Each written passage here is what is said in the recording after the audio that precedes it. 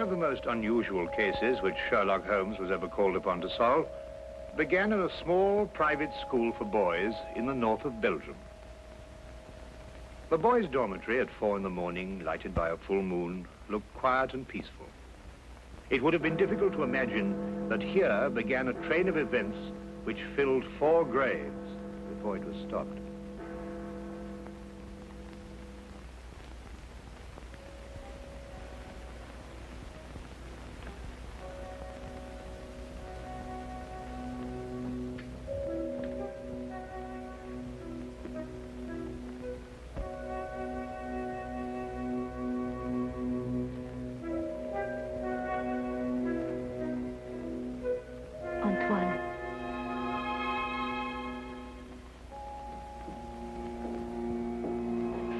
Antoine.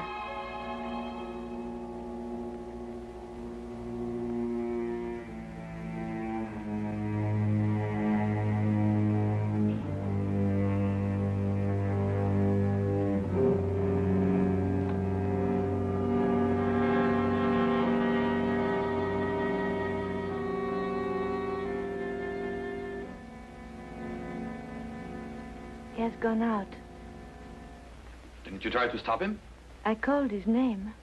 Either he did not hear or pretended not to. I was afraid to startle him.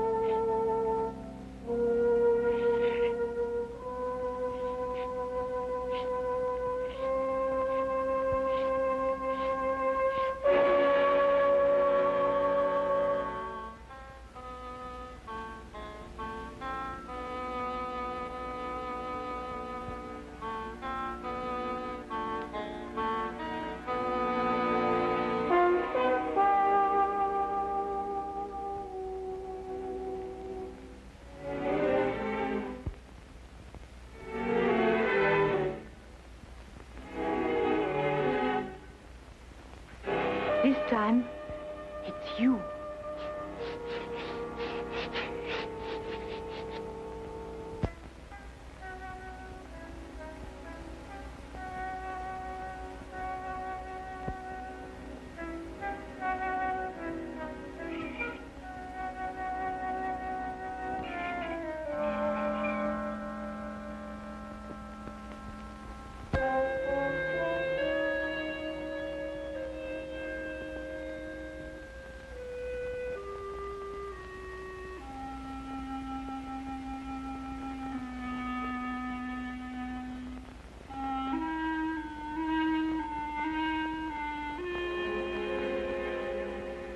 Monsieur Caron, is there nothing wrong?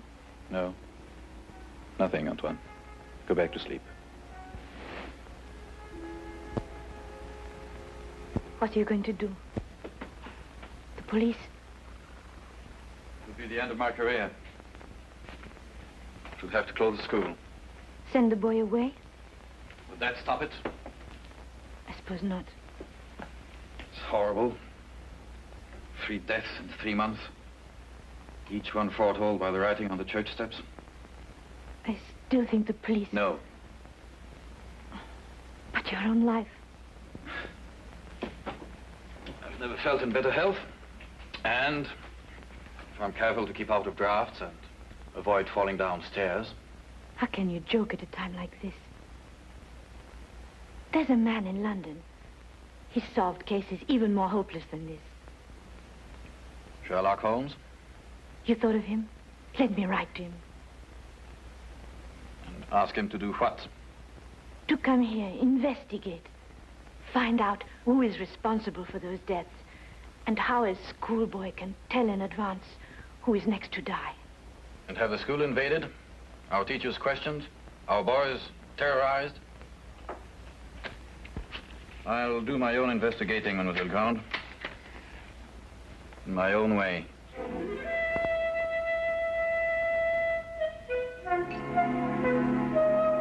Some weeks later, a letter arrived at Baker Street. Holmes read it over once to himself and then aloud to me.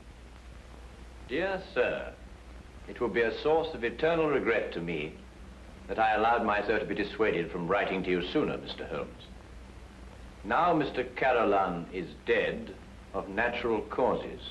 The doctor says, though I am not sure he isn't mistaken. I pray that you will come to Arno without delay and lend us your assistance in putting an end to these ghastly occurrences. Respectfully yours, Mary Grande. You deduce that the writer of the letter was young? I'll go further than that. I'm prepared to wager that she's madly attractive to boot. Better and better.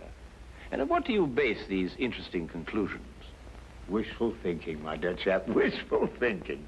Then wish no more. She is both young and attractive, with hair the color of autumn honey. Oh, did you read that between the lines? No, this came with the letter. Uh-huh. A lovely color, you'll admit, Watson. And from a beautiful young woman at that. Now, come, Holmes. That's neither logical nor factual, and you know it.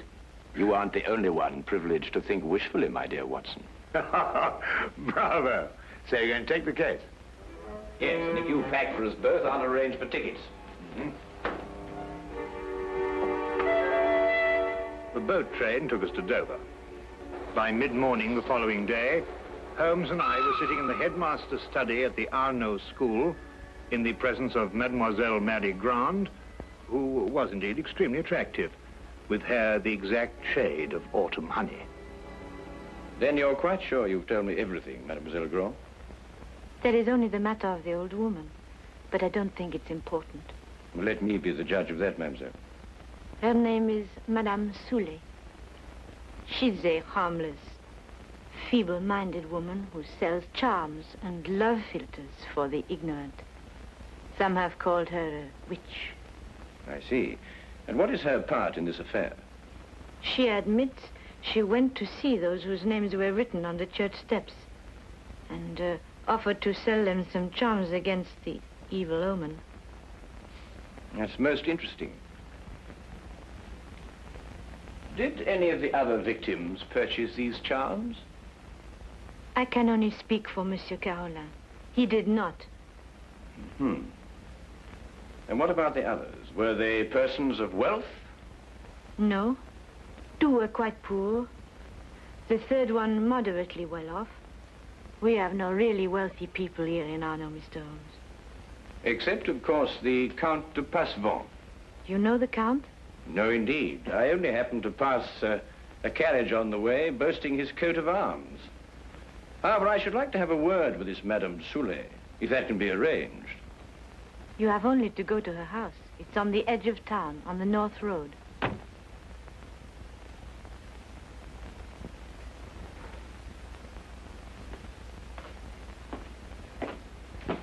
Monsieur Manelli, this is Monsieur Holmes and his friend Dr. Watson. Monsieur Manelli, our new headmaster. How do you do? How do you do? Now that you're here, Mr. Holmes, we have hopes at last of getting to the bottom of this terrible affair. Thank you, sir. I can only hope to do my best. Mademoiselle Grande has given you all the facts? All the facts at her command. Perhaps you can supply some additional ones. I am sorry, no. Mademoiselle Grande was the favorite member of the faculty here. She had Monsieur Carolan's confidence, not I. I see. And now that I've had the honor of meeting you gentlemen, I hope you will forgive me if I go to meet my class. But certainly. By the way, mademoiselle, Dr. Dimanche is waiting in the vestibule. Did you send for him? Yes, I did. I'll go and fetch him. I'll be back directly.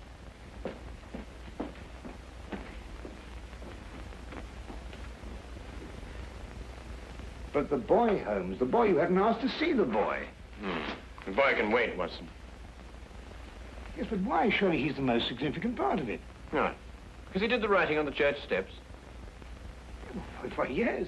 Well, I suppose in that case you'd say that the chalk also had significance.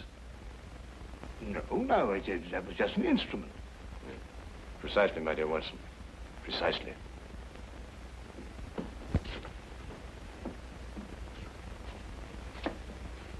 Mr. Holmes, this is Dr. Dimanche.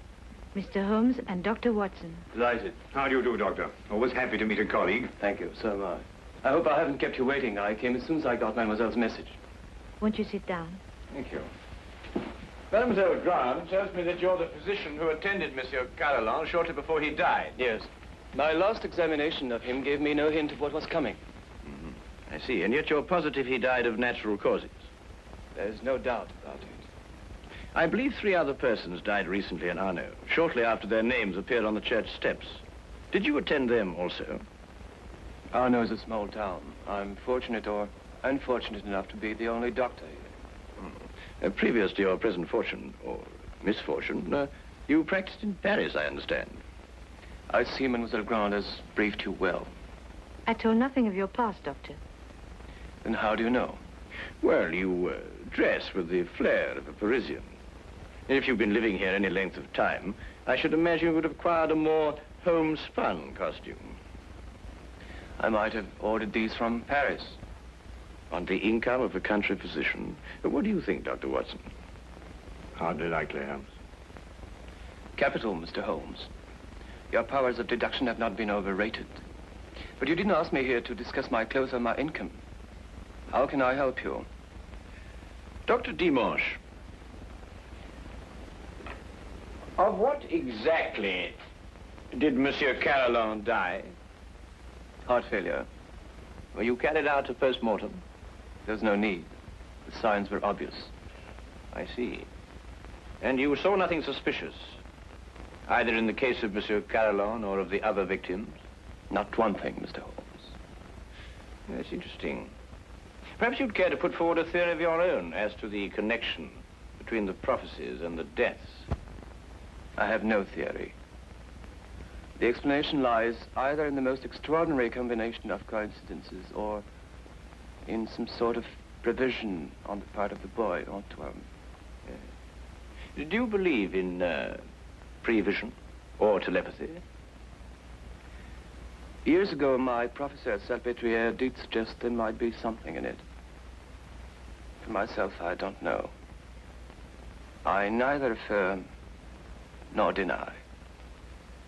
Then I believe you can tell me nothing more for the present, Dr. Dimanche. Don't hesitate to call on me again. No, I must go back to my surgery. I may have a patient waiting. You never can tell. I'll be here early tomorrow afternoon for the monthly examination, mademoiselle.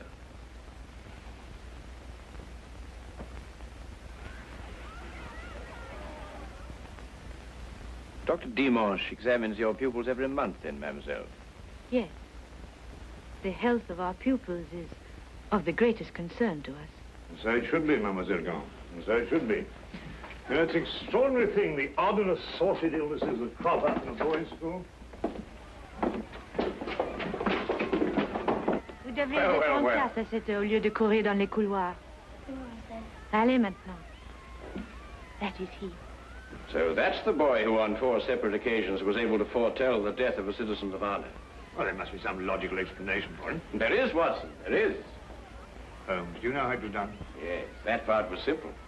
Our main difficulty will come when we try to prevent the 5th murder.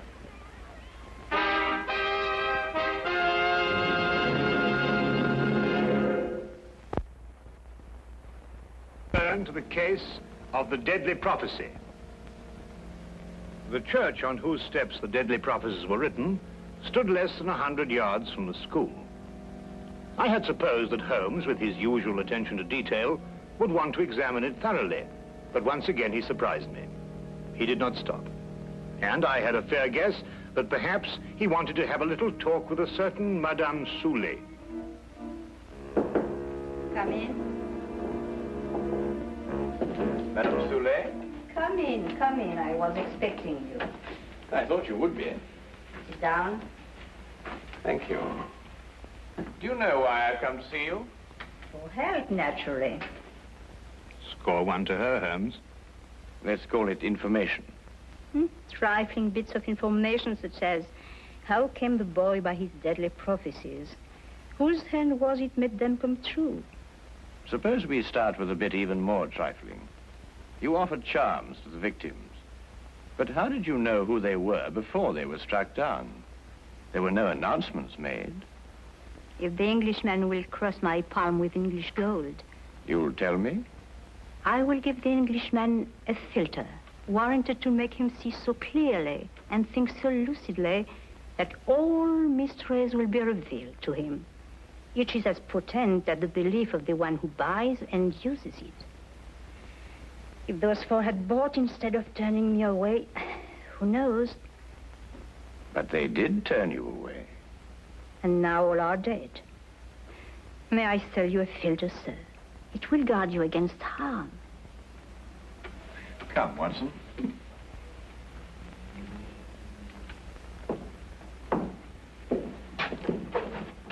Good day, Madame Soulet. You are a wise man. You say little and listen well. Good day to you, sir.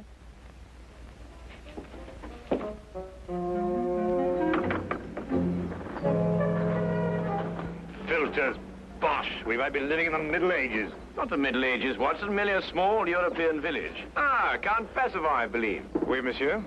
How do you know? I saw you in your carriage, sir. Ah, are you enjoying your stay in our village, Mr. Holmes? Do you know me, Count? I saw you from my carriage. Ah, bravo, Count. As you say in France, touché. May I introduce my very good friend, Dr. Watson? Enchanté, docteur. How do you do, sir? Have you formed any conclusions, Mr. Holmes, as to the names that were written on the church step? Well, at the moment, Count, I must confess that I am more interested in the names that were not written on the church step. Mine hasn't been written on it yet. And I don't believe it will be. Tell me, sir, you know this village. Have you any ideas? I am not superstitious, Dr. Watson. I do not believe...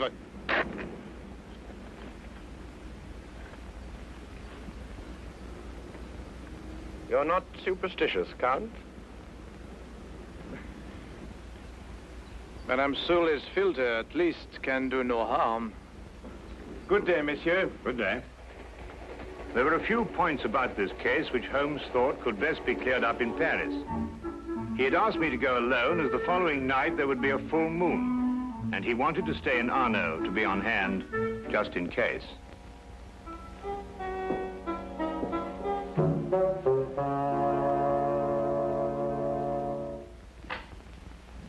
What is it? What's happened? Nothing at all, Antoine. You were walking in your sleep.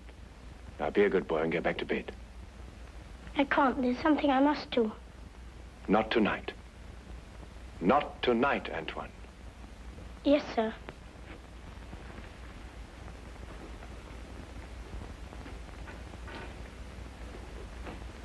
What does it mean? It means that nothing further will happen tonight. Sleep well, Mademoiselle Grand.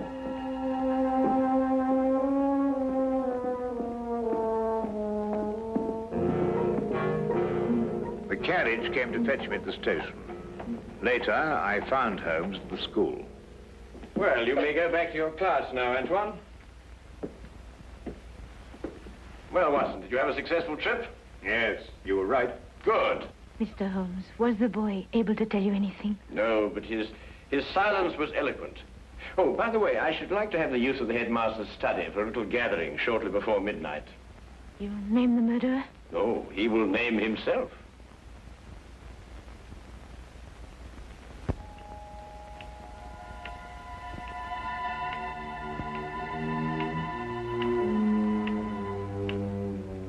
It's almost midnight, Mr. Holmes.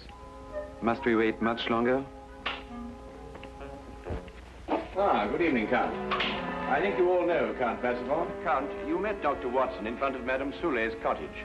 Would you be so good as to take that chair, Count? I expect you're all wondering why you've been invited here at such a late hour this evening. Well, we are concerned with the murder of Monsieur Carolan and of 3 other citizens of Arno before him. Mr. Holmes are sure they died natural death. I happen to believe that they were murdered. Now, the question is, with what motive? Profit? But these were ordinary people of modest means. The murderer could scarcely hope to enrich himself at the cost of their lives. Now, a thought occurred to me, and I decided to go and see Count Passavant and ask him if his life had been threatened too. It has been. And this is the feature of the case that most intrigues me.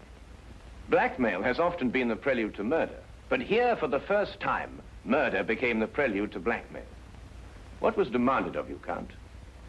100,000 francs. And if you didn't pay? My name was next to appear on the church steps. So you see, extortion was the motive from the first. And to that end, an atmosphere of terror was built up by means of 4 successive murders. It would take a man of superhuman courage to resist. But, Mr. Holmes, the names were written by one of our pupils. What possible connection could an 8-year-old boy have with such a scheme? Yes, Antoine. Just an unwitting tool. Of whom? The blackmailer must be someone who could have poisoned 4 people. Don't distress yourself, Madame Soulet. The killer meant suspicion to fall on you. But a person of your simple habits wouldn't play so dangerous a game. No.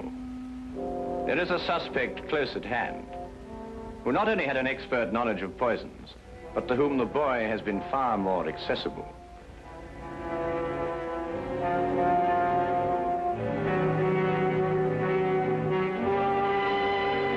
Accessible regularly once a month. This suspect was once a pupil of Dr. Charcot, who lectured on hypnotism at Salpêtrière Hospital in Paris. It would have been as easy for him to send Antoine on his monthly errands as to wind up a mechanical toy. Dr. Watson. Yes? Yesterday in Paris, you made certain inquiries into the character and education of this suspect. What did you discover?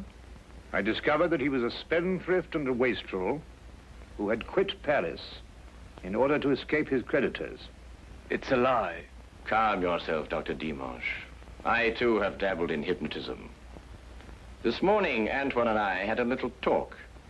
I suggested that he come down here at midnight and point out the person who instructed him to write on the church steps. The person he was instructed not to remember when out of the hypnotic trance. It lacks but 1 minute to 12 now.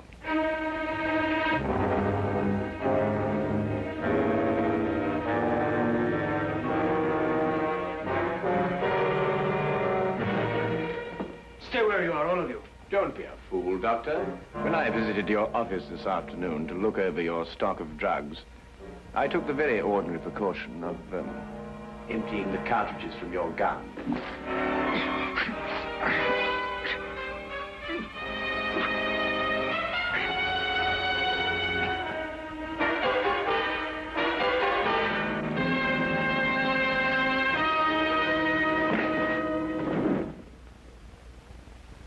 Should we wait for the boy to make the identification, Mr. Holmes? Mademoiselle, Mr. Holmes's deductions are always completely truthful and completely accurate. But the methods by which he achieves these ends are not always so straightforward. He said that he'd hypnotized the little boy to have him come here tonight at midnight. How did you know it was a bluff? You also said that the gun was unloaded. Oh.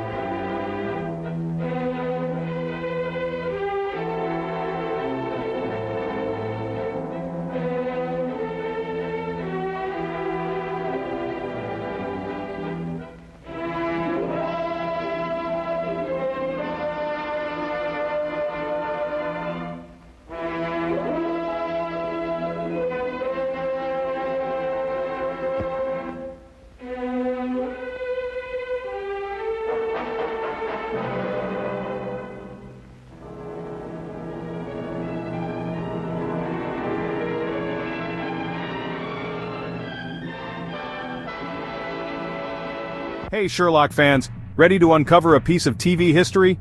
In 1954, the world got its first full-season TV adaptation of Sherlock Holmes.